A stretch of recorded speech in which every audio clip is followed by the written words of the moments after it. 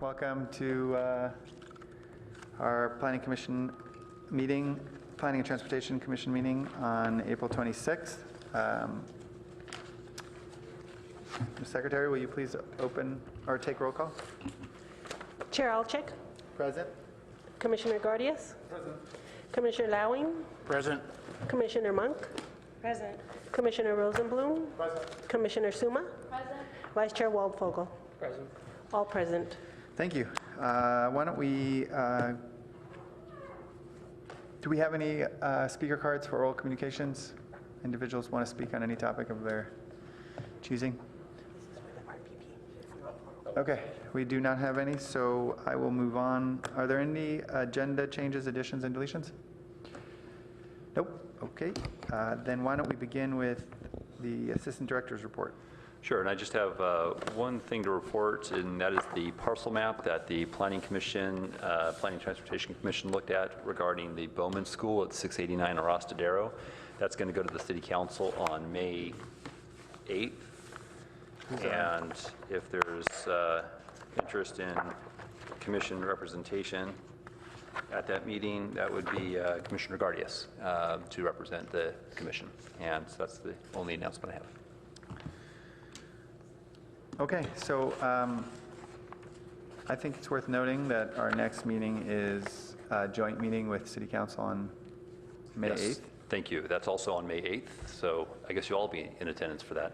And that'll start, I believe it's at 6 o'clock. If it's earlier, I'll let you know. And I should also mention on May 1st, the City Council is going to have a discussion regarding the comp plan, land use, and transportation elements. And so that's obviously something that's of interest to the Commission.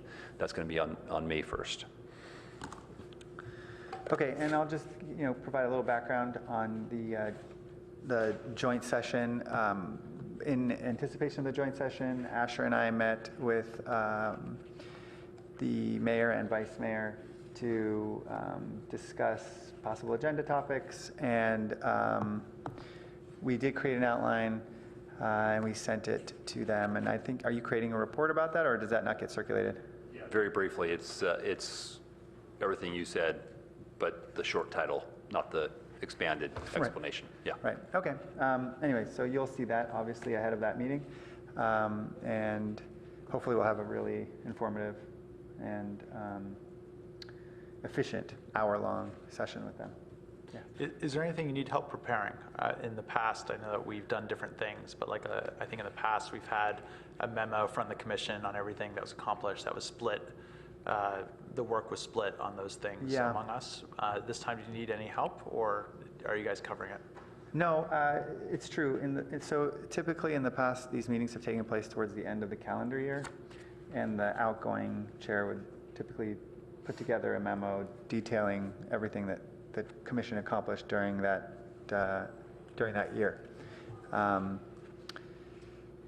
Because of the timing not having been at the end of the calendar year and me not being the chair last year, we sort of opted to approach the meeting differently.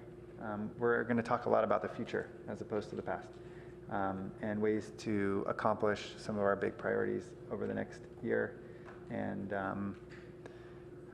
those topics. So I'm looking forward to it. I think we're going to have a good meeting.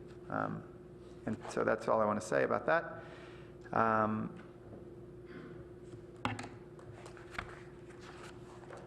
Any other questions? No? Okay, good. All right, why don't we move to the next item, which is the Southgate Residential Preferential Parking Program.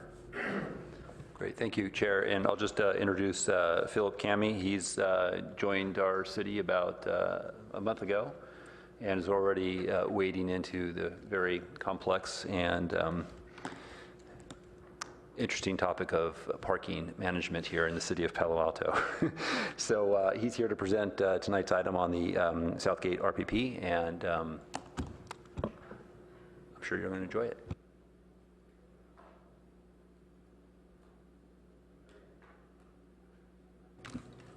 Thank you. So as John said, I'm Philip Cami. I'm the Transportation Programs Manager. This is, I believe, my completion of my 4th week at the end of this week.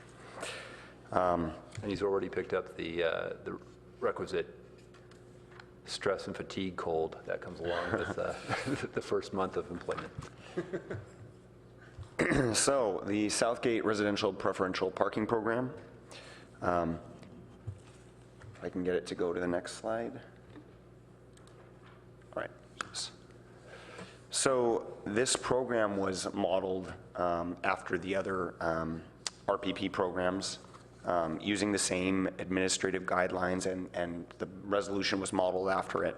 But per the RPP citywide ordinance, the criteria to establish a new RPP program is that non-resident vehicles do interfere with the use of on-street parking, that the interference by non-resident vehicles occurs at regular and frequent intervals, and that the non-resident vehicles create traffic congestion, noise, or other disruption, including shortage of parking spaces. And further, it recommends that staff look at other alternative strategies and identify that there's not any other strategies that are feasible to address the issues. So this timeline is really interesting for me, especially coming into this program just last month. But I realized a little bit later on as I was working on this that this actually came before the PTC before, and PTC did recommend Southgate to be a RPP. It was in April 2016, PTC recommended RPP for Evergreen Park and Southgate. However, in May, City Council recommended to implement Evergreen Park, and for Southgate to implement engineering and TDM measures in order to address the Southgate parking issues. And as a result of that, staff did do some TDM measures and engineering. Both added approximately 90 new parking spaces along El Camino Real, and also redid the Palo High permit system, working in partnership with Palo High, essentially establishing a preference for students that live further out from the school to get permits, so that students that live closer can use other alternative means, walking or biking, so that the students living further can drive. So following that implementation of the new engineering and TDM measures in March of 2017, the residents and property owners again did a survey, and that survey I'll share the results of, but they did vote to pass per the RPP criteria, which is a 70% threshold. And then here we are today, April at the PTC. The plan is for this item to go to City Council on June 19th, and if approved, if it's established and is approved, enforcement could begin in October of 2017.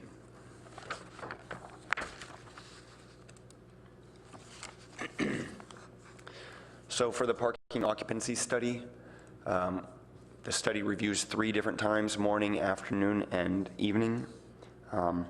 The morning occupancy rate was determined to be 71%. The lunchtime occupancy rate was determined to be 89%.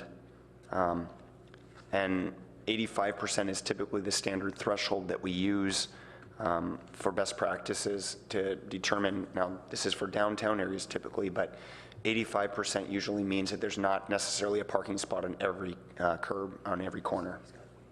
And 54% evening occupancy rate. So it's really obvious that the parking is mostly impacted during the middle of the day. So this is the survey that I referenced that was conducted last month, self-administered by the members of the area.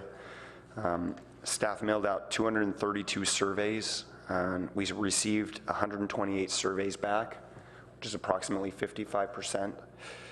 And 95 of those voted yes, which is 74% of the respondents. And I just want to emphasize that this survey happened after we implemented new parking spaces and TDM measures.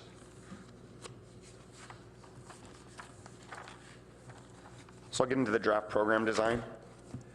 And as I mentioned, this is modeled after the other current existing RPP programs, and in particular the Evergreen. So the ordinance is taken from that, the resolution, the administrative guidelines as well. These are all attachments, but they're all taken from the other RPP program. Just to give you context of the borders, we defined the Southgate district, and it's from the original plat of the center line of El Camino, the center line of Churchill to the north, the Caltrain Railroad corridor, and then the southern edge of properties along the south side of Sequoia. And those two businesses that are shown, it looks like it's white in the screen, it should be yellow, but it's on the top, on the corner of Churchill and El Camino, and on the bottom of El Camino and Sequoia are businesses, and they were both part of the original plat.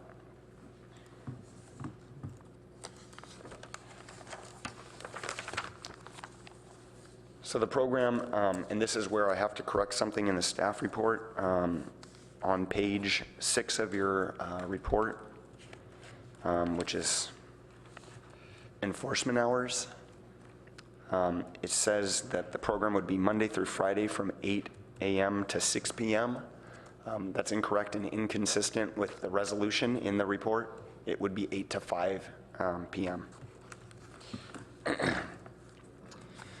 And the resident parking permit stickers, each resident would get 1 free and up to 3 additional for $50 each. Resident parking permit hang tags, they'd get up to 2 annual and $50 each, and 50 daily per year at $5 each. And we're recommending 10 total employee parking permits that would be sold at in 6-month periods as well, for $74.50 or $25 for low income. And with that, I've got your recommendation is in front of you, and I'm happy to take any questions. Okay. We have one speaker card here for item number 2. If anybody else would like to speak on the item, please fill out a speaker card. We will allot 5 minutes to Jim McFall.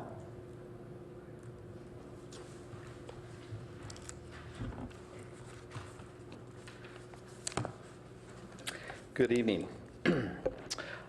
Jim McFall, Southgate resident and a member of the Southgate Neighborhood Parking Committee. Thank you for the chance to speak this evening. Phil did a good job of covering the process, so he's covered most of my points. I have just a few minor items to add. Should note that it was 1 year ago tomorrow night that we were here with you to discuss RPP programs in several neighborhoods, and in which you recommended covering a program in Southgate. So we're happy to be back for that.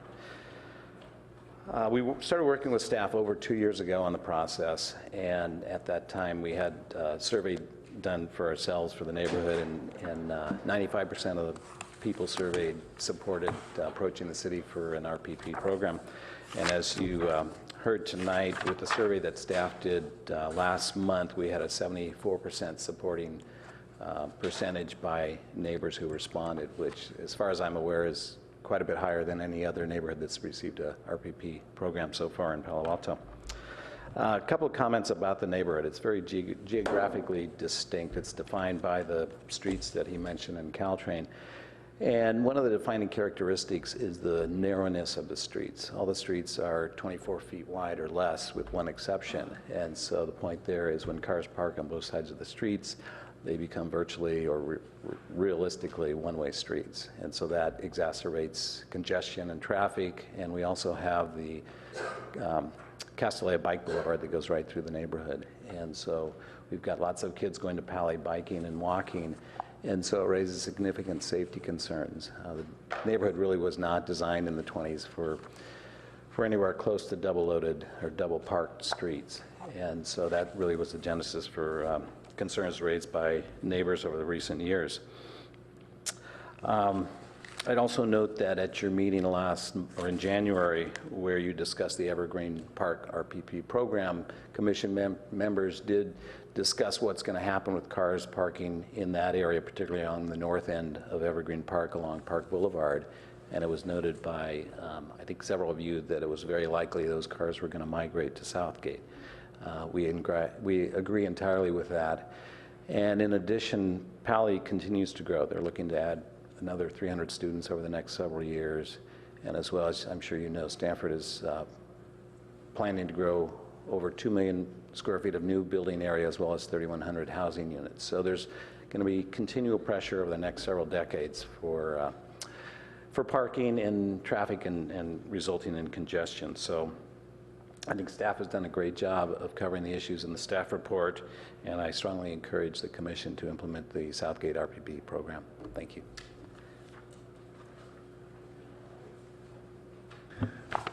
Okay, thank you. Why don't we begin with a round of comments or questions for staff, and why don't we start at that end? Mr. Gardias, please kick us off. Sure. Thank you very much for coming. Congratulations on your job. And Thank you. You have big shoes to fill. Jessica, I think you will replace Jessica's Yes. position, right? Yeah, somewhat. Very It's a little bit changed. But yeah. Congratulations. So Thank you. She was very liked by the neighborhood and, by the neighborhoods, and maybe because of her, this RPP programs are moving on. So, Okay, good. But with your help, I'm sure that they will expand further. So thank you Thank you. for preparing this for us. Could you start with enlightening us with telling us what's the timing of the similar program on the Evergreen?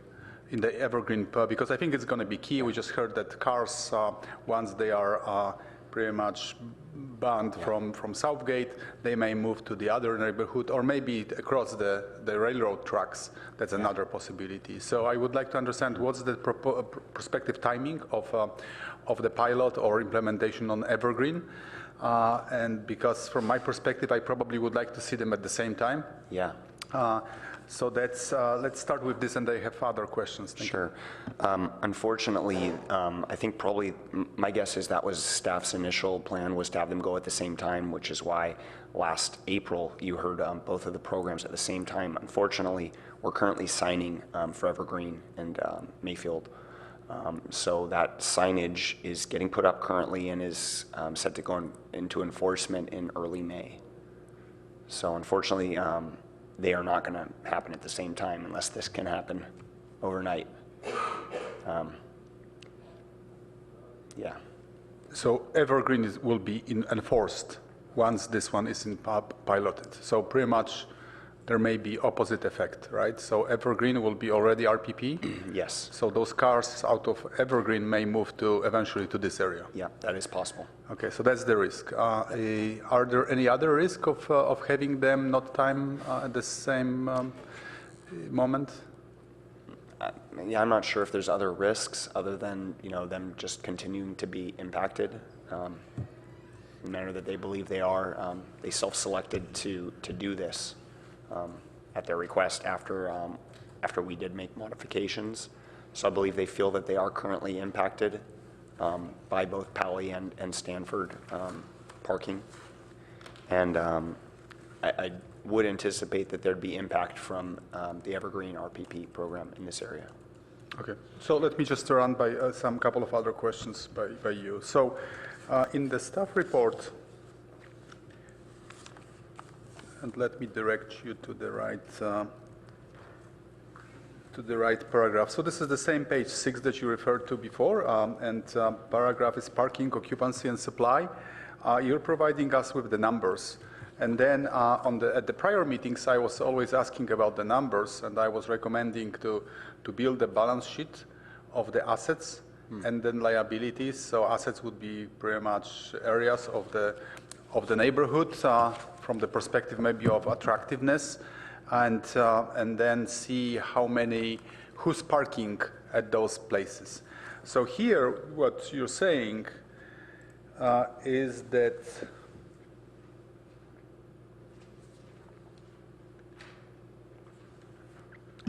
you're saying that this clearly shows the impact of Palo Alto High School and PAUSD students, employees, and visitors. So I just want to make sure that this is the right statement. I observed this, so I believe this is right. But then I just want to make sure if there are any other factors in the spaces taken outside of the neighbors.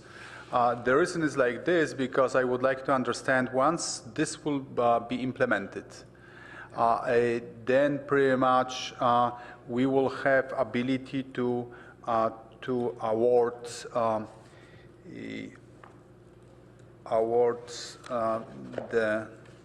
the parking permits to the businesses. Yeah. And I think that those businesses are also from the outside of the neighborhood. Am I right? Well, there's actually two businesses that are in the original plat that Right. are part of the neighborhood. So they're two small businesses. So those two businesses on the corners of El Yes. Camino, those would be only two entitled Yes. to park in this Yeah. neighborhood. And it would be a limit, we're recommending a limit of 10 permits. So there will be no other businesses allowed No. from the outside. Yeah. So pretty much, I'd like to understand then. So it seems to me that giving these restrictions, the parking spaces will be taken only by those two businesses, and then of course the neighborhood Yeah. owners. So it will result with 166 Pali students per your arithmetics that you have on page number 6, parking somewhere else or taking different means of transportation. Yeah, and I just want to clarify, it's probably not just Pali students, it's probably also quite a bit of Stanford students with the proximity to Stanford. But yeah, they would have to park elsewhere. So once you conduct this pilot, I would like to understand where did those people go? And that's my continuous ask. If we're going to work together, you'll hear me asking about the same thing. I would like to understand if we place restriction in one place, those cars are either taken off the street or maybe not. So I would like you to tell me pretty much where did they go? Yeah, Did they move to another neighborhood?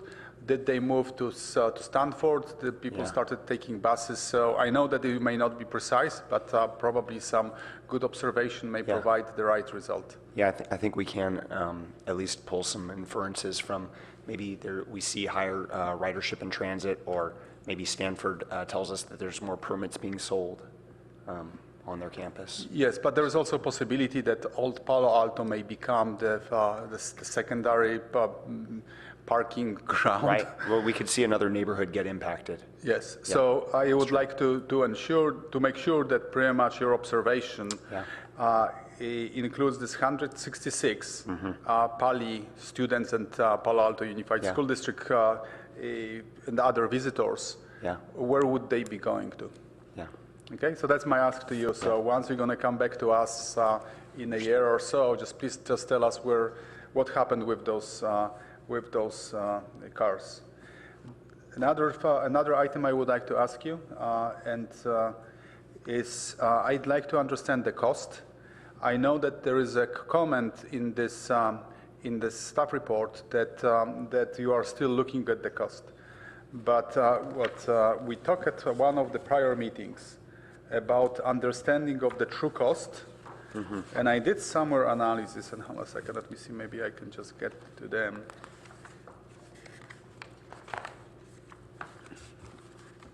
So I can provide you with readouts. If not, I will just tell you directly from my head.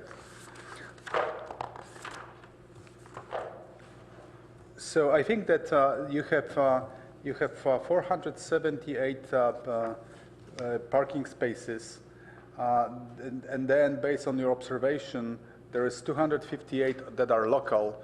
I would like to; those people would be paying for $75 for 6 months, which will just $150 per year if they just get one additional permit.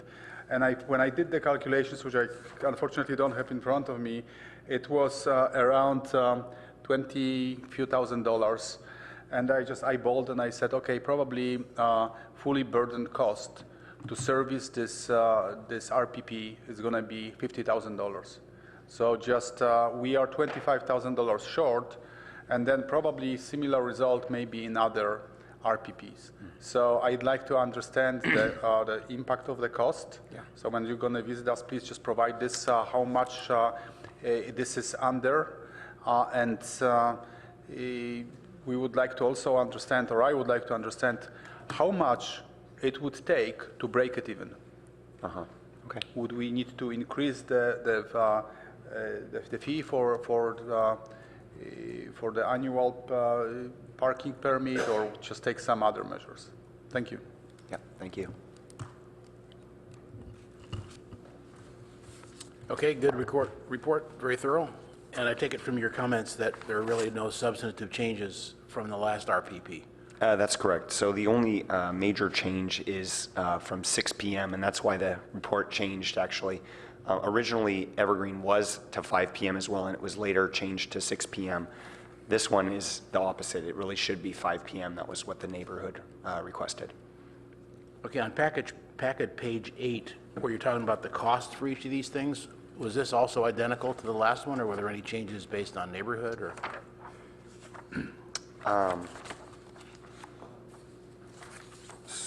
That's Sorry, page- packet Page eight. 2 of your report is packet page 8.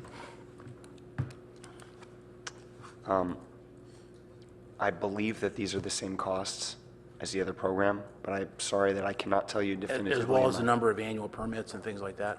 Was that just sort of a pickup to, that. Yes, that's all consistent. okay. Yes. So, I believe that these costs are consistent. so there's some data in there that suggests I- that these are fine? Yes. We're not getting I think that, huge objections, or we're not getting? I think our goal is to have the costs all be equitable across the different programs. Yeah. Okay, on packet page 10, I had a couple questions on the public outreach, just process-wise. I was surprised at that last sentence of the first paragraph where you say that many attendees disagreed with the format and requested that future meetings include a group question and answer period. That seems like a really simple change. So why wasn't that part of it to begin with? Unfortunately, I cannot tell you that because this is before my time, but I concur. Okay, and then you list here below that feedback varied, and you tell us about the subject, but was there any pertinent granularity that you could give us on, what the debates were or anything like that? Unfortunately, I cannot provide a lot of detail other than what's here, not having been at the meetings. Just I received summaries of the meetings, and this is pretty much the bulk of what was expressed as important to me. Okay, and then the last question in that area is, do you know, was there, when you sent out the surveys to the people, and it got a great response, but for the ones that they didn't come back, did they get a second reminder, remember to fill out your survey? Again, unfortunately, I cannot speak to that because that was before my time. But I do think we did receive a pretty good response for a survey of this Yeah, type. you did. I just wondered if the second people who didn't respond got a reminder, because we all get lots of mail, and Yeah. Sometimes it's like you got to get this in Right. 2 days, and we sent you one before. And Yeah. I'm asking these questions Yeah. just for a future Yeah, orientation. I think that's a good question.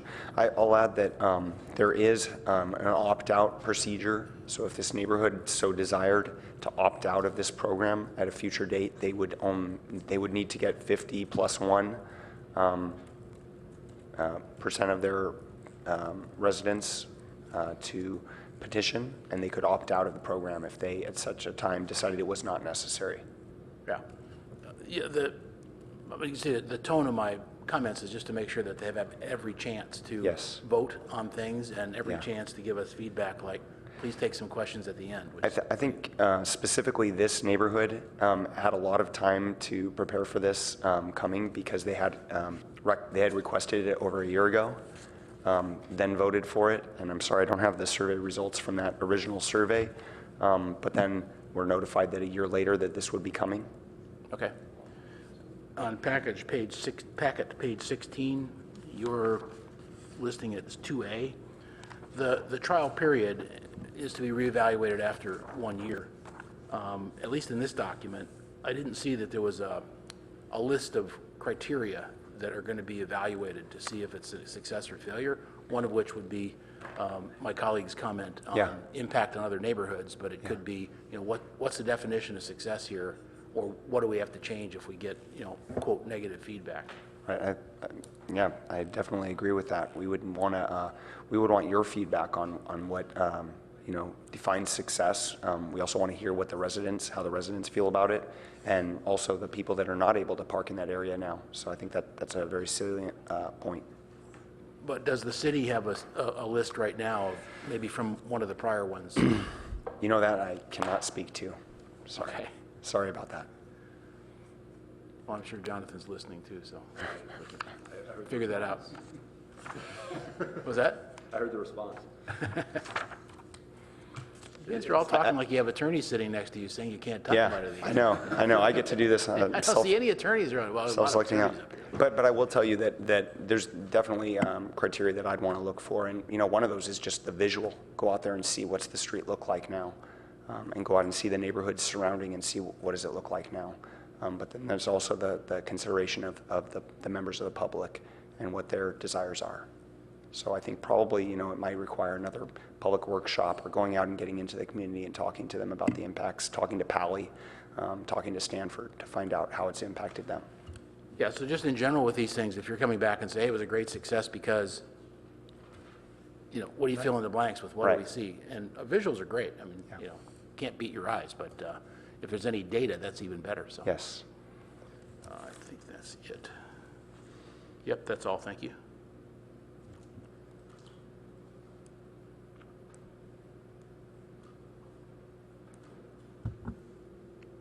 Thank you. Hey, thanks for moving this along really fast this is fast-paced for a city program. So I actually really appreciate that. I will support this RPP. Couple comments. I hope we're not setting a precedent that 85% parking in a residential neighborhood is a threshold for anything in a pure residential neighborhood. This isn't adjacent to any business district. And I think that we'd have other residential neighborhoods up in arms if they believe that that's a any kind of defining number. I do appreciate that we're making some concessions to medical and dental businesses in this neighborhood. We've heard from that community before, and that seems like an appropriate concession to make. And then just to echo Commissioner Gardias's question about timing, is there any possibility we could expedite implementation to align with Evergreen Park if the City Council were to move quickly? Or I will say that we can and would be happy to try and expedite it, but the signage is being put up right now in Evergreen, and enforcement is set to start on May 1, so there's... right, I understand it couldn't be concurrent. No, we couldn't, right. but it is possible for us to, assuming that council's supportive, it is possible for us to do it faster than October 1. That's all I have. Thank you very much. Yeah. Really appreciate it. Thank you.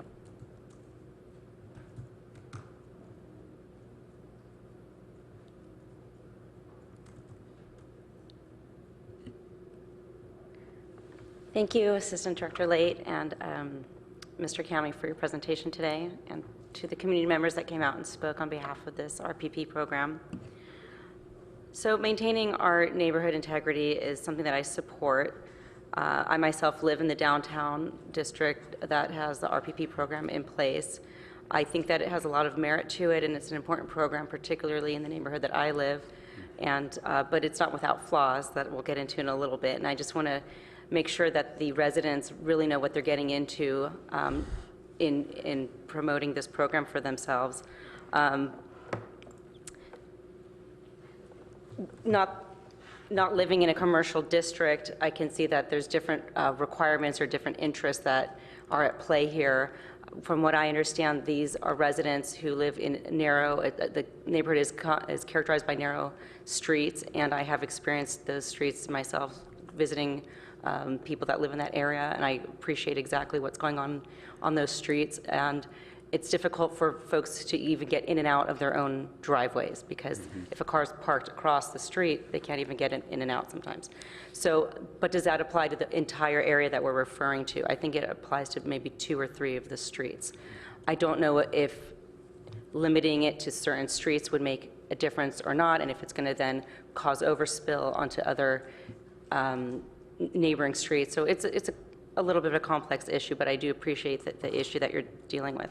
So what I would like council to consider when they're looking at this is what is the policy behind the residential parking program? Is it to have more available open spaces on our streets? Is it to accommodate the parking needs of our city? I'm not seeing an actual policy behind the RPP. If there is one, I'd love for you to point it out to me. In the downtown, it's very apparent we're more than 85% occupancy rate, so that merited it. I don't know what it is in general. So what I'd like the council to do is consider what is a healthy balance of parked cars in our neighborhoods. I agree with Commissioner Wagenfeld that 85% in a strictly residential area is far too condensed with parked cars. But what is a good, healthy number that we're looking to achieve? So I would like council to look at that. As far as the criteria from this survey, I hear that 55% return rate is a good rate of return. Is that correct on these? For the survey? Right. I would think so, 55% of all So the 55% return the surveys, and of that 74% support it. Is that a good representation? Is that enough for us to say, yes, this is representative of that community and that we should move forward with this program? So per the guidelines, it's in order to petition, they need over 50%. In order to approve it in the survey, and this is just per the guidelines, it's 70% of respondents. So I would say per the guidelines, yes. Right. So why would you advise? I think you do have a good question as to whether there should be a guideline for how many respondents we receive, having that be a percentage greater than X is a fair question. So I would like to say moving forward that we might want to look at some guidelines, because under the current guidelines, any minority of residents in a particular neighborhood can come forward and get this pushed through without having really any overriding policy to support it, just because they want to implement it. To me, doesn't seem, it's too arbitrary, and I would like to see some guidelines put in place. And then going back to that 85% threshold for supporting this program,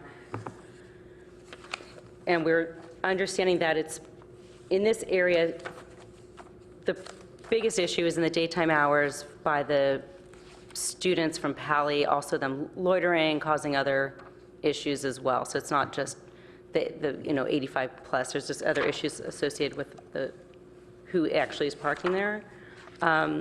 And I want to make sure that I'm reading this correctly. So I'm looking at packet page 39, where it has the midday occupancy rate. Is that the correct place for us to look at the occupancy rate? Yes, for the midday. And that's where you said it was at 89%, correct? Yes. But that map there has a much broader area. So I'm not seeing where the area that we're talking to, which is bounded by Sequoia, El Camino, Churchill, and I don't see the other street. Park, correct. So I would state that. So the area that we're referring to tonight is Southgate, but the study that is the 89% occupancy rate is Southgate and Evergreen, correct? No, I believe it is just Southgate. And I think that the reason why this looks a little bit misleading is because you see a lot of green areas, but I'd also want to recognize that there's a lot of yellow areas, which could be it could be in the mid 80s, and there's a lot of red areas. I believe that it's 89% overall. So the yellow areas that go 50 to 84% occupancy is a pretty big jump, and I don't think that you're presenting us with the best picture of what's happening in that neighborhood. So I appreciate that the neighborhood is impacted in the middle of the day. I have no doubt that there's Palo students parking there, but this isn't really illustrative to what's going on. So I don't know that I'm convinced that there's an 89% occupancy rate in the area that we're talking about midday. So the 89%. Because this, even at a maximum, is at 84, so there's a little bit of a discrepancy. So the way I understand that, and just note that this was before my time as well, but the way that this survey was done is overall how much curb space. So it's however many vehicles versus how much curb space is available. And I know that this map shows you by area, but that's not necessarily reflective of where the most curb space is and how that shakes out through the area.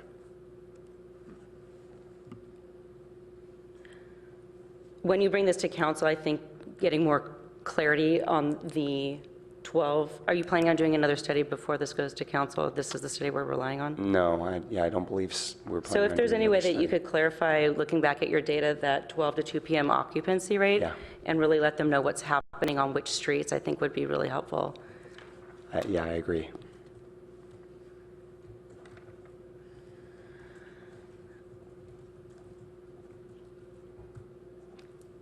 And so I just want to be clear, you said that the TDM was implemented and then the survey was conducted after the TDM was implemented? It was a year later? Yeah, the TDM and the engineering was done in August, September. Of last year? Yeah, and then the, I can go back to the, I can't, it's not letting me go back, but, And so is engineering where they took out some of the red curbed on El Camino and created Yes. more spacing? Yeah. And so we were saying that that really has not had an impact on this neighborhood at all?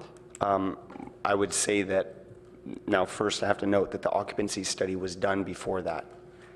So this occupancy study was done before. This was done in May, and the TDM and the engineering was done later in the year? Yes, that's correct. So the TDM was done in September. So we don't have any data points on the impact of the TDM, is that right? That's right. What we have is the residents coming forward and saying that they still needed this. And that was in March of 2017.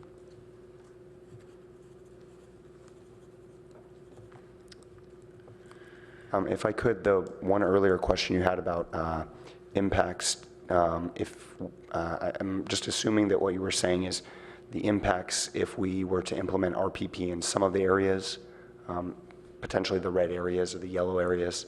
I just want to mention that I believe that that would have impact to the other areas, similar to we expect there'll be an impact from Evergreen RPP program. But we haven't measured the impact from the Evergreen program to this, to Southgate, right? Well, Evergreen's not. Oh, it hasn't- It's not hasn't yet in gone- place. It's just getting signed right now. Ah, okay. I didn't know if it had gotten implemented yet. So we would be able to do that quite soon.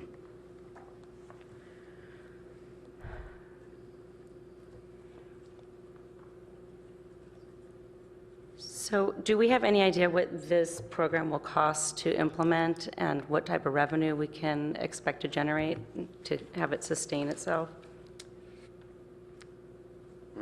I think this is somewhat a question that we received earlier, but I think that we're not sure, and that's why it's a pilot program at this point. Is part of that is determining costs. We're not sure how many people are going to buy permits. We're still determining the cost of signage and enforcement.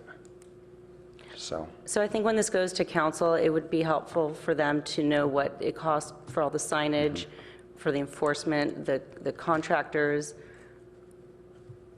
anticipated number of permits, because in this instance, there really won't, it'll just be residents that'll be purchasing, and there's a free one to each Yeah. home. They also mostly have driveways. Yeah. So I don't see a huge amount of revenue generation Yes. from here. So looking at what those costs were, I think would be something the city would want to, right, the it's a city council question would of, want to know.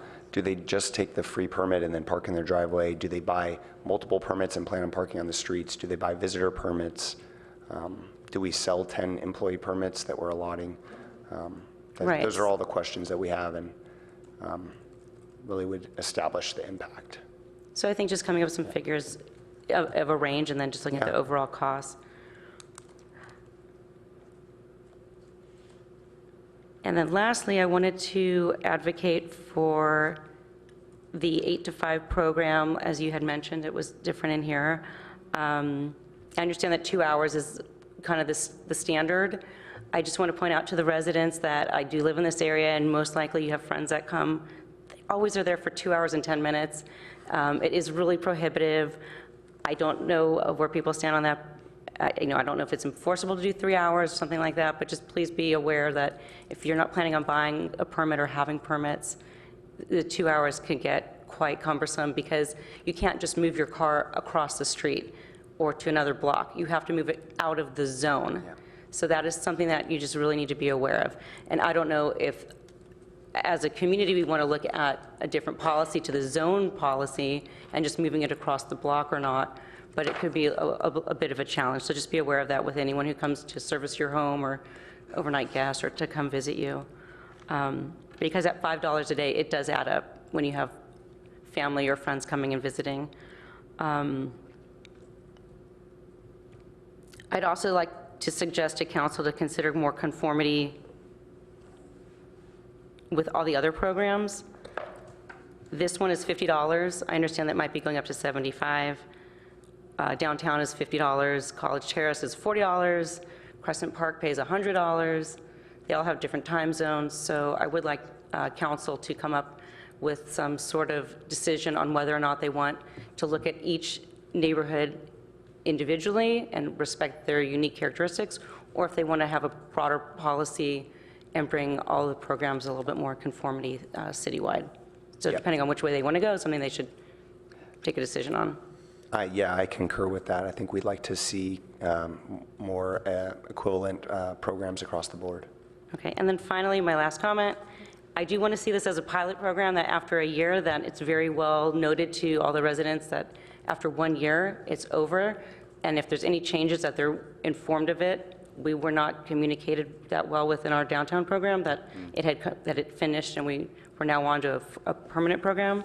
So please ensure good communication after the pilot program, that's really a pilot program, and that if there's another survey that can be sent out to see if the neighbors have any concerns or modifications to that program for the following year. Also, I was told that if after the pilot program, in the event that they don't want to move forward for some reason, are they then precluded from forever asking for it? Because I was told that that's something, like let's say after a year they say, we don't want to keep this anymore, but in 5 years they want to re-up it. Can they do that? I didn't see anything in the municipal code or guidelines that says that they could not.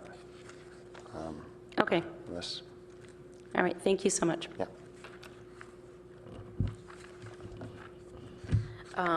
Hi, so welcome to our new staff member, and thank you very much for the staff report and for moving pretty quickly on this. And I'm very happy and pleased for the neighborhood because I think they really want it, and I think you've really done what council asked you to do with this RPPP. But I do have a couple of questions, and the first thing I wanted to bring up was I know in the downtown area, there were residents that, and this is a general question for staff, there were residents that had submitted letters from attorneys with concerns about whether this was legal with the state law about residential parking permit programs.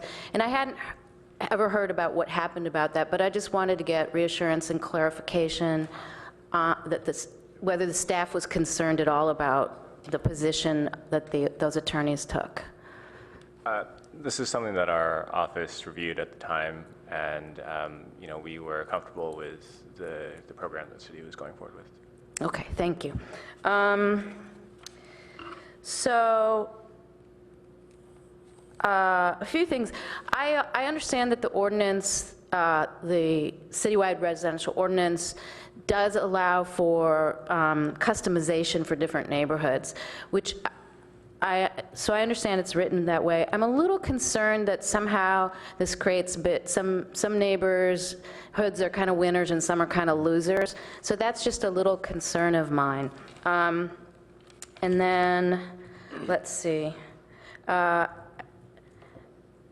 do think it's probably the case that the 2-hour parking in Southgate won't result in too much of an impact. In some neighborhoods that are actually closer to downtown areas, it does. So, but it seems like that would be appropriate and will probably work here.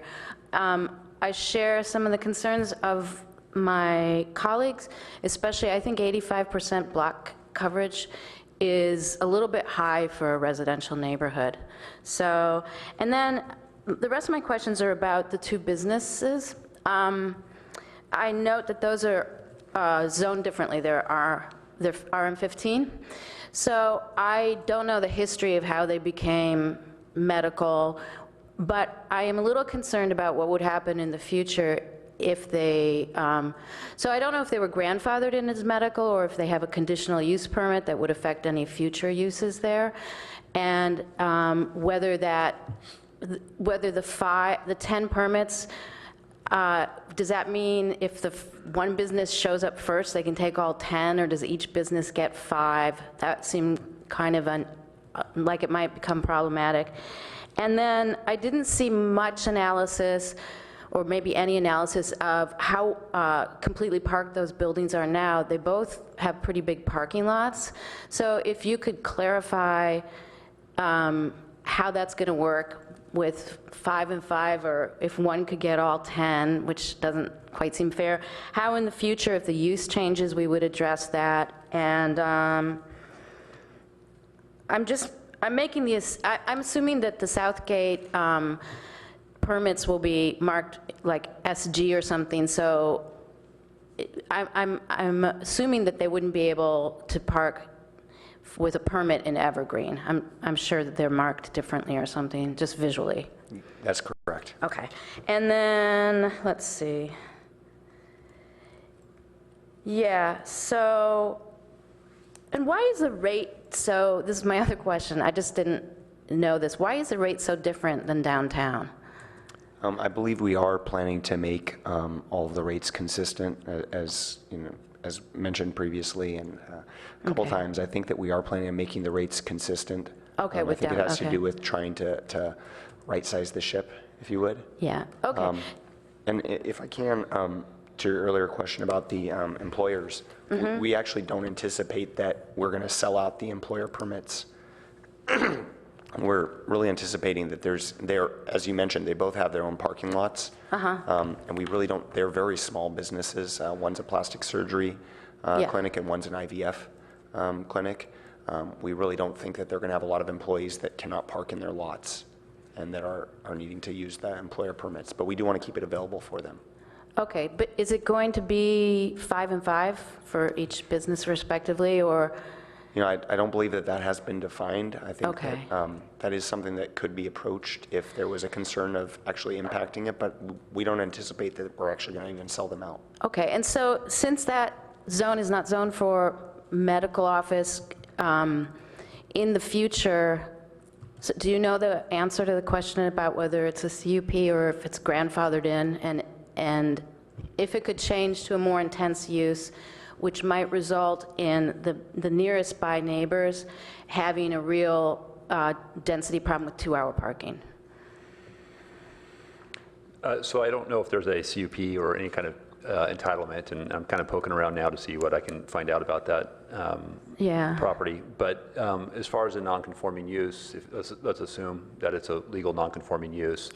Another use could occupy that site, but if it's a more intense use in terms of, say, parking, then that would be something that we would not allow.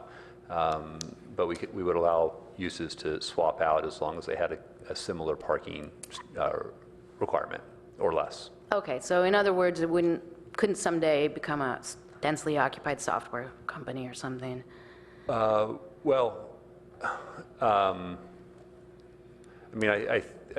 If it's permitted as a office building, then, or medical office, and medical office, I have to take a look at the code as far as which one has a higher parking ratio. I think medical may. They're different, so I can take a look at that. And so if it required more parking for the general office, then no. If it required less parking, then that would not be precluded. Okay, I would just look out for that because, changes in those two businesses could really affect the closest by neighbors especially. Other than that, I'm very happy for the neighborhood, so thank you very much.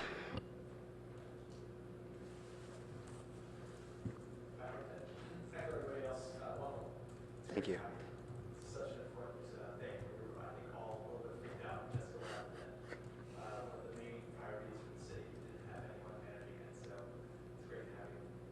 Thank you. One thing that was brought up, this is different from a lot of these other areas that have RPPs, in that there's not a lot of businesses that are adjacent. So the big entity that's adjacent hasn't really been addressed, which is Palo.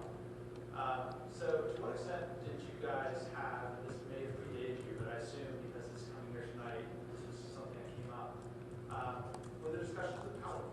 I would assume that the difference, the reason why it's so full at midday. Yeah. Yes, it did predate me. But however, yes, there were discussions, and there was actually what we call TDM improvements to Pally's actual permit process, which was establishing a range-based permit system on Pally. So, they don't have somebody from Evergreen driving to Southgate and parking. Hopefully, they have people driving from further that would get priority on the permits. Does that make sense? I'm not sure I completely grok what you just said. So can you restate, please? Sure. So staff worked with Pally in order to establish a system for how students would be assigned parking permits based on their location, so that students that are within close biking and walking range would not have priority for permits. The permit priority would go to students that are further out.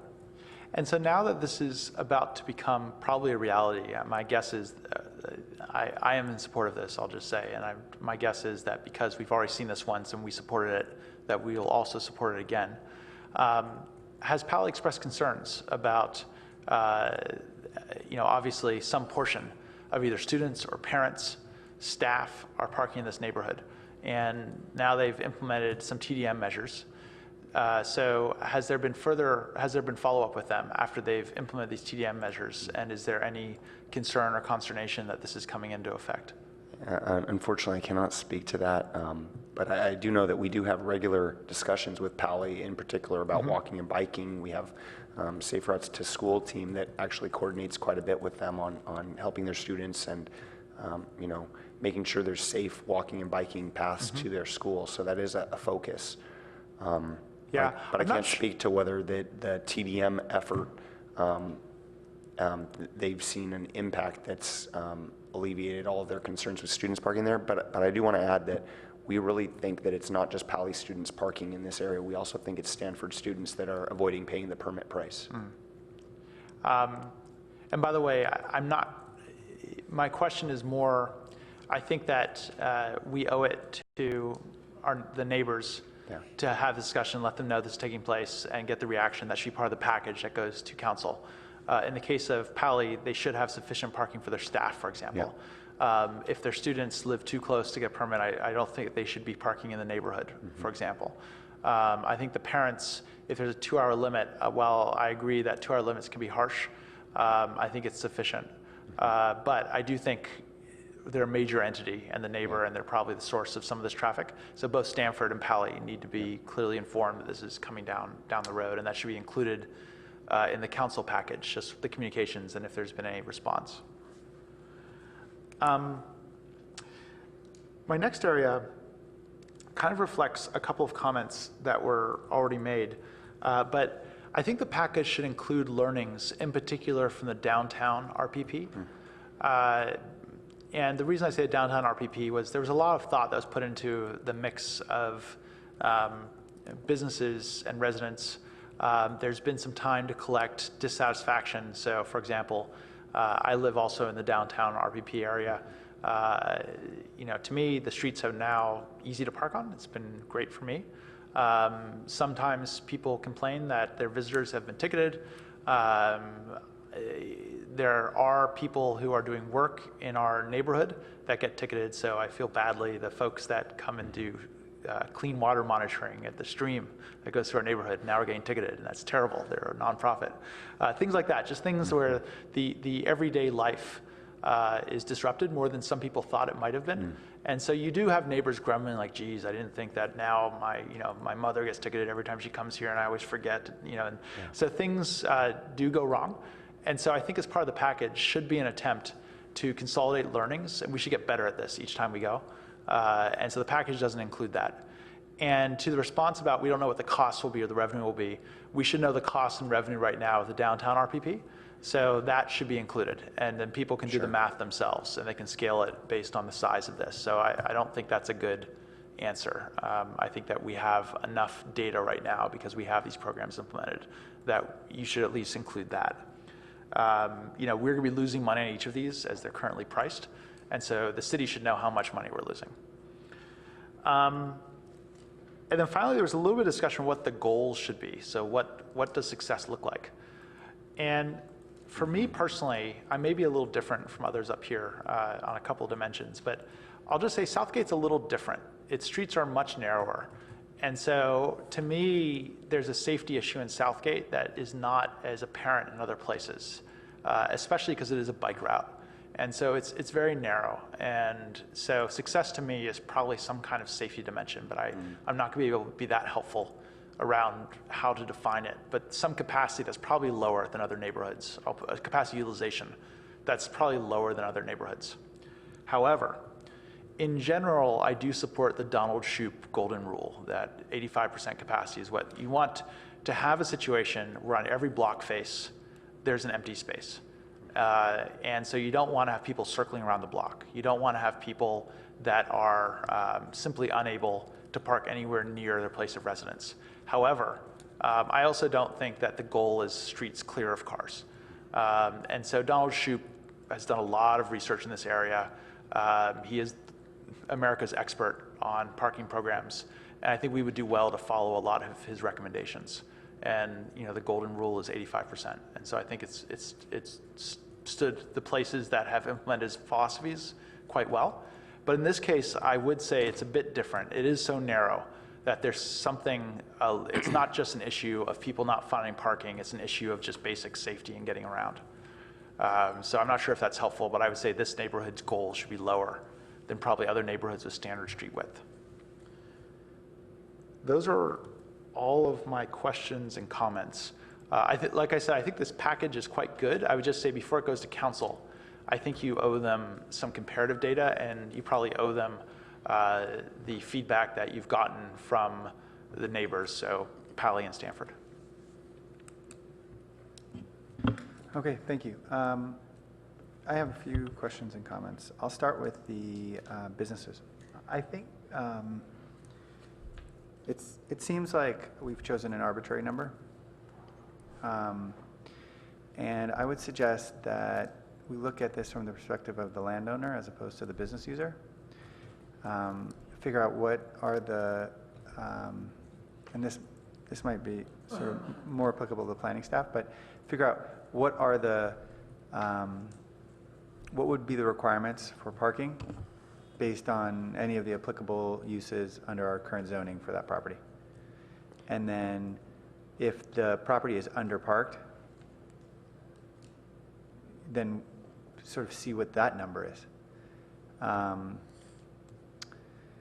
Because an underparked property elsewhere would have the opportunity to park in sort of the streets adjoining the business. In this particular case, we're going to make that impossible. So if, for example, it's overparked for any of its contemplated uses under our current zoning, then what does it need any permits for? And if it's underparked substantially, even though its current use doesn't really, you don't feel like there's a significant need based on its current user, if you're going to codify this, it seems like you'd want to not really think about the current user, you'd want to be thinking about the landowner who may have an empty building when the lease of the current user is up and then can't lease it because the parking is problematic. So I'd like us to move away from sort of an arbitrary number and just have some reasoning.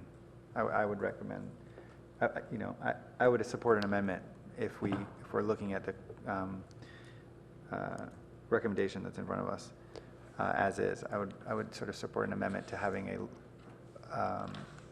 a more analytical approach to the number we choose for the employee parking permits. We may not need them at all. I want to echo, some of the comments tonight were about consistency. I want to just echo that.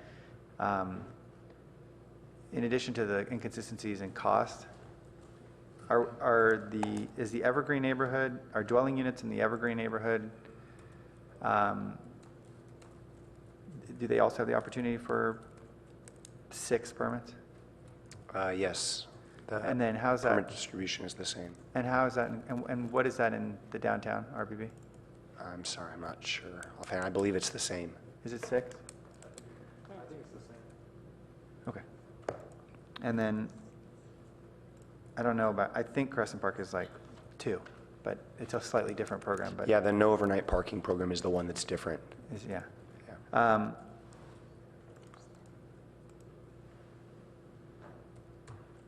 Okay. I think I would also suggest that the radio silence from the school is just, strikes me as sort of odd, just not understanding, this position from the school on. Just to clarify on that, I really would not say that it's been radio silence. I just can't speak as to whether there's been comments received on it since then. If there'd been any negative comments about it, I would assume that I would have heard so. No, I think, I think throughout our experience with this particular neighborhood, I don't think we've heard from the school. So I can speak for it. Well, I would say that we definitely did engage the school on this issue, and that's what led to the changes in their permit system. So, You mean addressing some of the community concerns? Yes. Changed their system? Yes. Yeah, no, I can appreciate that. Right. I just mean, are they concerned with what some of the consequences of the RPP will be? And I mean the radio silence in that regard, just, and I think one of our commissioners sort of brought it up tonight, which is about the data.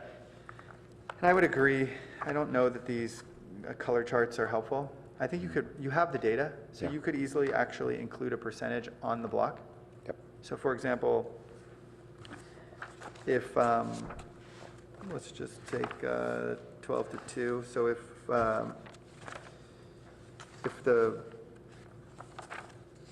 one side of Castley Avenue, which is yellow and red, and the other side, which is green and red, you could probably just put the percentages in. You could say it's 76, 45.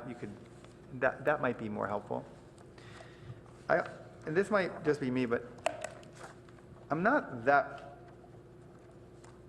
persuaded by our process that essentially, okay, well, let me try to say this eloquently. There's a way for the community to disengage from this RPP by having 50+1 individuals say so. Yep, that's correct. And even though we have this I'm trying to pull it up. Even though we have this response rate of 74%, and it's in line with our sort of current guidelines, essentially less than 50% of the actual residents are suggesting they want it, 95 out of 232. And I'm not suggesting that we shouldn't support this program or that there isn't a need here, but it's just so shockingly low. It just strikes me as so odd. And if this is so problematic in this community, I don't understand. There's 230 homes. Why are we hearing from so few of them? Maybe that's, maybe nobody has time. Maybe that's what that is. Or, I don't know. It just strikes me as 74% is a great number. If we had 74% of people responding, I would be even more excited. There's just something odd about the fact that only 95 people have responded. But maybe not. Maybe that's just typical. Okay.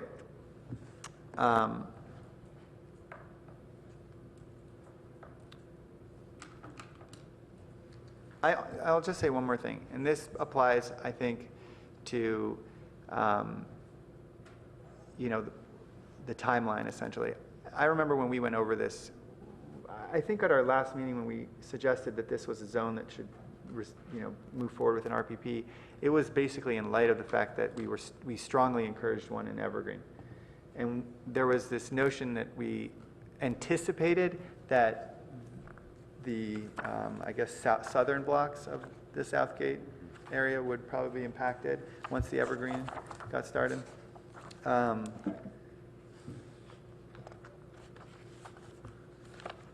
So I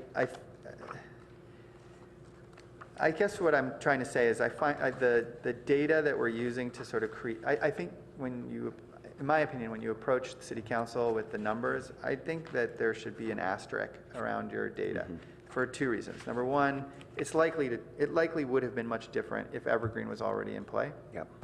And also it doesn't reflect some of the changes that have taken place since you did the survey. And so it doesn't really serve the purposes of the discussion because we don't really know if it's accurate. I don't know that that necessarily is a reason not to support the RPP, but I would just suggest that. Okay, so these are the end of my comments and questions. If there are others who'd like to speak, why don't you light up the board and I'll call on you. And if someone wants to make a motion at any time, they can. And if anybody wants to make an amendment at any time, we can entertain that as well as in this process. Okay. I have Commissioner Lewing. I did the light correctly. That's good. Just to get the discussion going, I would move to adopt the resolution. Okay, I'll second that motion. And just to speak very briefly to it, I think that the one-year pilot gives us time to get a lot of data, including the items that you mentioned, Chair Alchik, in terms of the, some of the specifics. And it's not too far out that we would be penalizing businesses, for example, in the short term. So I think we get that data, including other things that we've talked about tonight, like budgets, revenue, things like that. So I think in general, you've done your job, and council has asked for implementation of the program. I think the program implementation as is, notwithstanding, I thought the constructive comments from up here tonight. Okay, I'm going to allow the individuals who have sort of lit up the board to speak. Commissioner Rosenblum? Did you light up? Yeah, just, I'm in support of the motion, but I was just going to give two things. First, Commissioner Suma, I just looked it up that we're talking about 4 permits, and in downtown area, it's also 4, plus we have the hangars that we can get. So just wanted to correct the record. It's not 6, it's 4. But also, just in terms of turning in surveys by mail and getting them back, I think that the number they got back is extraordinarily high. It's very rare to get anything close to this. So I think we are dealing with a pretty good survey and pretty good representation of neighborhood sentiment. So I just wanted to say that. I felt quite good, actually, about the percentage that came back, that we're looking at the true neighborhood sentiment at this period of time. But it's why I asked if they were sent a reminder to those that didn't respond the first time. And if we really wanted a turnout, we could have city or commissioners volunteering to go door to door, because it's only 200 doors. Yeah. So. I have another light. It's Commissioner Munt. Is that your light? No? Is it yours? No. I haven't. Our names don't really line up with the light. That's all right. Anybody else? Yeah. So I have a question not related to the motion, but what happens after 1 year? Is this truly a pilot that gets reevaluated after a year? Well, I should say it wouldn't be reevaluated at the end of 1 year. It would be evaluated on an ongoing basis throughout the pilot, and we can report back as you'd like to hear about the program's successes, challenges, and also the impacts to the neighbors. So if we vote yes to support this creation of a RPP program today, it will continue indefinitely beyond 1 year? That's not my understanding. This is my understanding is this is a pilot program for 1 year to be reevaluated for the program's success. All right. So I'm new at this myself, so I don't know if it's appropriate to make some sort of amendment that it does get reevaluated after a year to see that's In the where it wasn't. recommendation under number 1, it says it's a 1-year pilot. Right, so was the downtown, but then it just sort of converted into this program. So that's what's not really clear to me. I mean, after the 1-year pilot, then It's you're not gonna clear to me bring what something back. happened. I can't speak to that for certain, but I do believe that it was reevaluated, the downtown, after the first year. This was definitely before my time, but I do believe it was reevaluated. I believe that it had to come to council to be extended. And there was opportunity for public comment. Yes. Yeah, it was a public, So I would just front action meeting. make sure that then after a year that there would be opportunity for public comment, that persons impacted would be properly and effectively notified, Yeah. because that was not the case, I don't think, for downtown residents.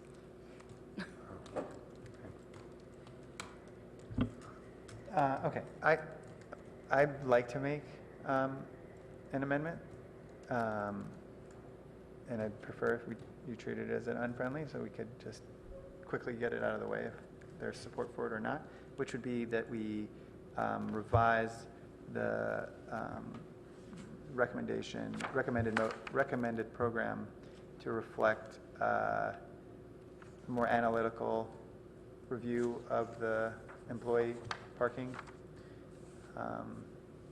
permits, as opposed to the sort of 10 that are in the current report. Would that language, So ideally, what I'd like you to do is to suggest that that is unfriendly, and then if anybody feels, you know what I mean, what I'd like you to do is treat that as unfriendly as. but if I accepted it as friendly, we can still talk about it. You're right, but it would amend your motion, Yeah. and we'd be voting on that together, which won't give individuals the opportunity. We can do that. You're entitled to that. Is that language understandable in terms of what different action you would take? I can be more specific. What I'm suggesting is that the parcel that is the business entity be evaluated to determine whether it's underparked for its possible uses, and if so, for the number of employee permits to have some relationship to that scenario. So I think we understand the sentiment. I don't know what, I mean, Philip can speak to why we came up with 10, and I understand your interest in having it be rooted in something a little more analytical. Just sort of back of the envelope, research of this now, it looks like there's 10 parking spaces at 1515 El Camino Real, which is the property that one of the 2 commercial properties that we're talking about, or commercial uses. And just looking up the square footage of the building on some online sources, it looks like it's about just over 8,000 square feet. Medical use is 1 to 250 use.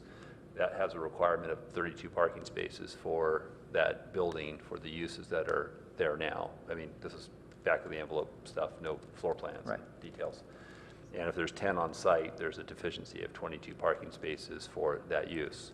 I've also learned about some other interesting things about the site in terms of it was previously zoned CN, and the city actually initiated the change to RM15.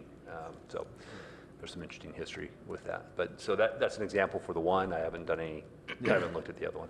So yeah, so essentially what I'm suggesting is that we allot employee permits in the number that the office or medical office, or I should use the zoning designation building, is deficient, as opposed to 10, because I don't want to create a scenario where that building is somehow it's struggling at Yeah, any I'm just point. trying to do the right wordsmithing now, Yeah. is all. So if I can, I believe that both of the businesses were talked to, and that was based on estimated demand, although we think that it's 10 or less for those 2 buildings.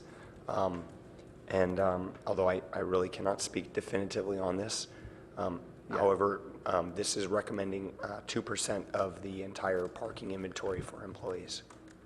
Yeah, so to be really clear, it's one thing, in my opinion, to speak to a business owner, it's another thing to speak to a landowner. Yeah. And if you're a landowner, I highly doubt you would ever say, you know what, you wouldn't walk away from an opportunity to potentially have access to parking if your building was quote-unquote underparked. And that's never been an issue for this landowner up until now. And unless the business owner owns the property, then it strikes me as, anyway, so again, there may be other sort of opinions here, and I see a light. but- Okay, so let's go the other direction then, and let's say that it's unfriendly. Yes, I would prefer Because that. it's kind of complicating the motion Yes. a little bit. I'd like to make an unfriendly. And my point on it was, I think that your concern is taken care of in the year during which we have the data, and it could be adjusted after the pilot. If I can also, if we were to determine that there was a significant impact that we hadn't anticipated, we could come back to you, immediately following program implementation. And that's what we should do in our ongoing analysis of how this is performing, is report back to you if there's any significant issues. Yeah, okay, so here's what I'd like to do. I'd like to basically, I'll propose my language again. We'll treat it as an unfriendly, and then we can take a vote on it, or if there's people who'd like to speak to it. So I'll second it as an unfriendly. Okay, that'd be great, thank you. And before you second it, I'll just be really specific. What I'm suggesting, and I appreciate what you're saying about 1 year, but this lease could be a year, and then we find it, ideally what I'd like to do is suggest that the employee parking have a relationship to the zoning requirements for parking related to the parcel. That's my very specific language. That's your line? Okay, I'll second that. Okay, great. I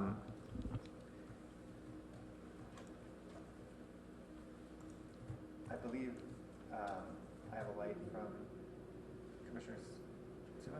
Okay, good. So Jonathan, I just have a question. You were talking about the building just now on the corner of Churchill and El Camino, right? So the other building has a big parking lot, and I actually think this is kind of the flip side of what I brought up, because I was sort of asking for this also, but I was thinking, why do they need to have any, if it hasn't been established that they have any need, why do it? So it may be that all 10, it'd be interesting to know, but my intent behind that was not to put more commercial parking in the neighborhood. I believe that council direction was to park adjacent merchants, but I do think that these medical uses are also neighborhood serving, so I don't think it would hurt to be more precise with that analysis, because 10 seem kind of arbitrary to me, and that's why I brought up the questions I have. But I just want to be clear that my intention was not to put more commercial parking into the neighborhood streets. Yeah, there's more. There's some here. Okay. Commissioner Walfogle. Thank you. Let me just say why I don't support this. I think that these are good points that can be addressed if or when the uses change, but the current uses seem to be properly accommodated.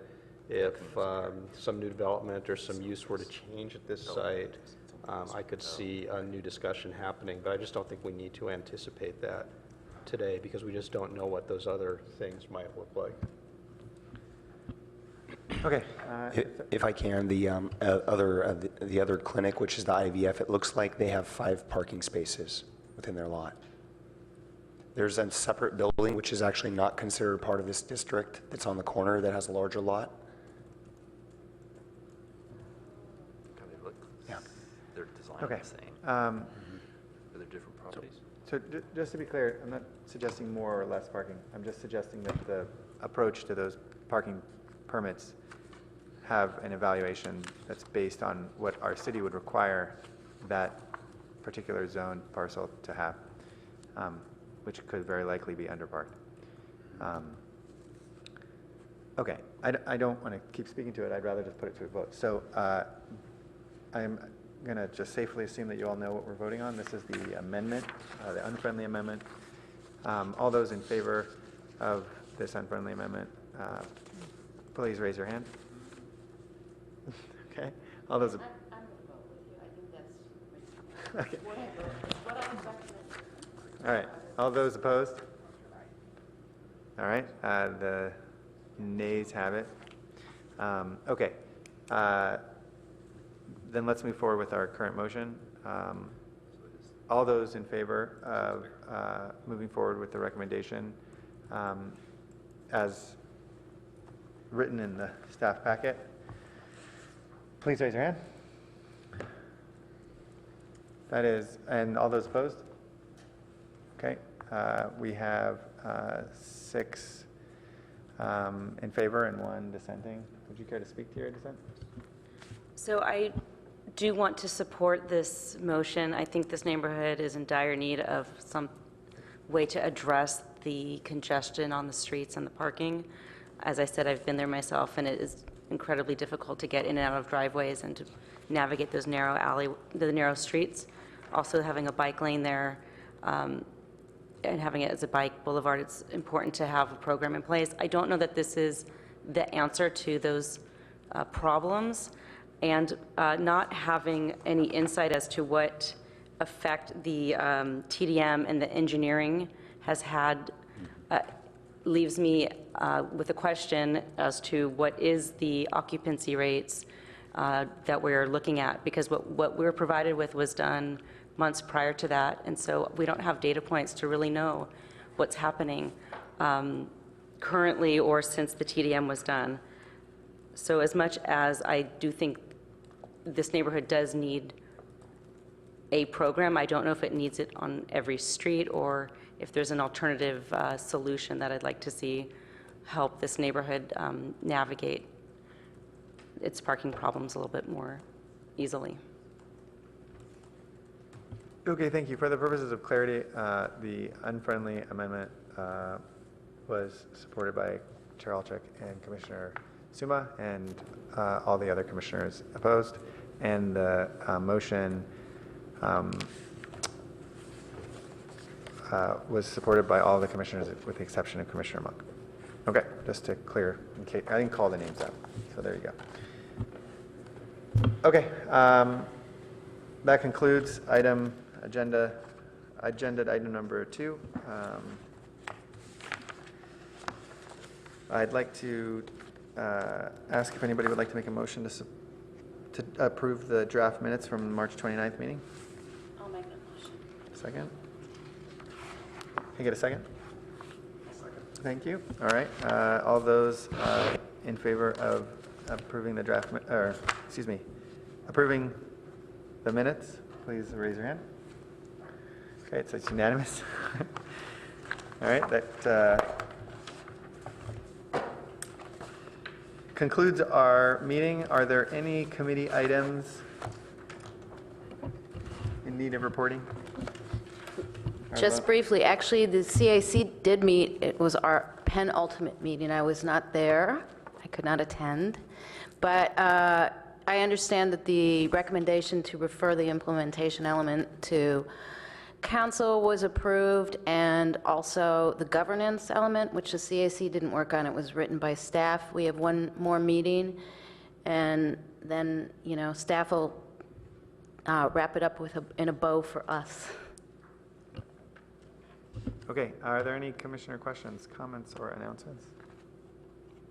A quick question, if you could just disclose what's the proposed agenda for the meeting with the council. I know that there will be an email, but I think it would not hurt if you could just tell us about the 3 topics that will be on the agenda. Thank you. Yeah, I can, let me just pull up the report.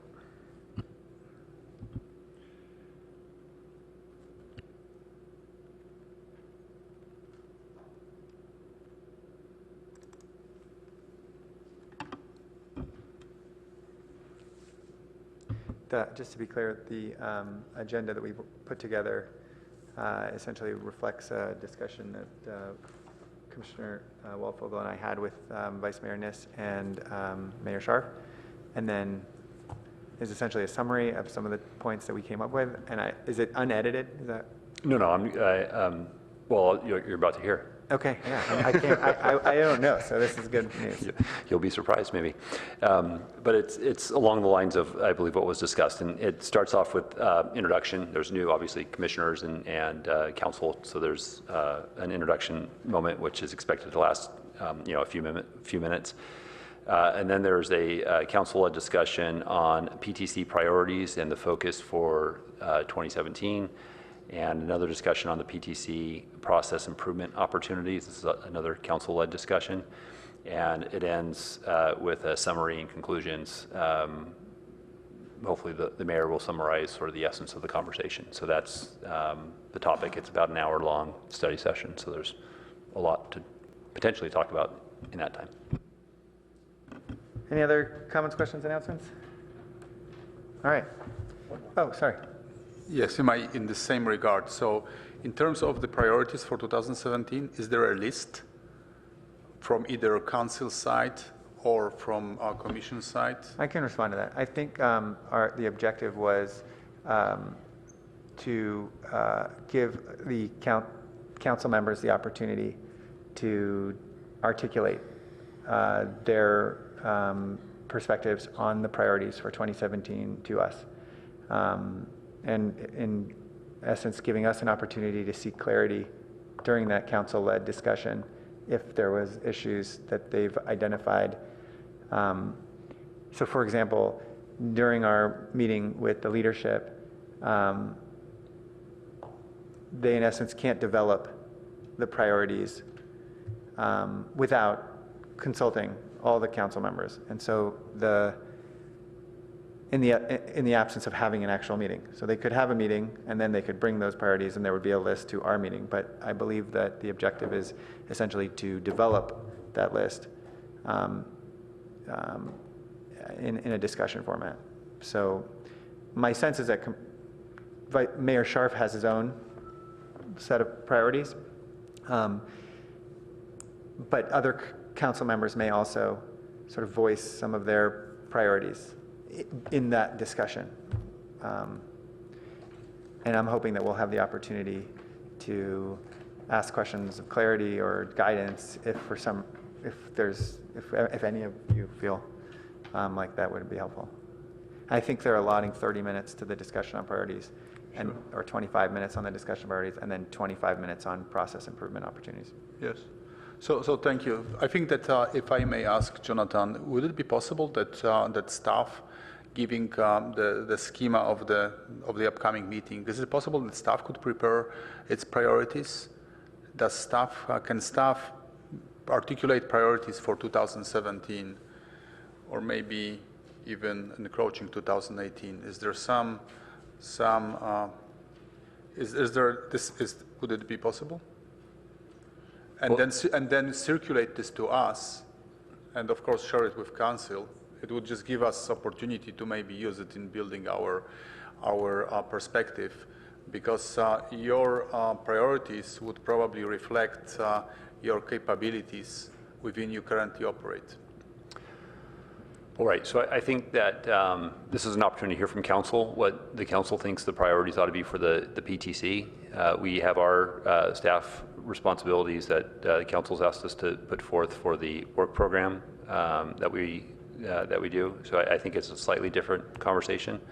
I would imagine the types of things that the council might be interested in talking about probably relate in part to the comp plan effort that the commission will be spending time on over the summer. But I think that's the opportunity to hear from the mayor and the city council as far as what the heading of that discussion is, to hear from the council and the mayor what it believes are the priorities for the PTC, and presumably that's being done with the understanding that there may be workload implications and things of that matter for our department, which would presumably be part of the conversation too. Yes, it is a different discussion. I totally agree with this. Where I was getting with this question, I would like to pretty much understand, which maybe you can answer over the email or verbally. Is there anything else that is there any other priority beyond the list that is published in the packet?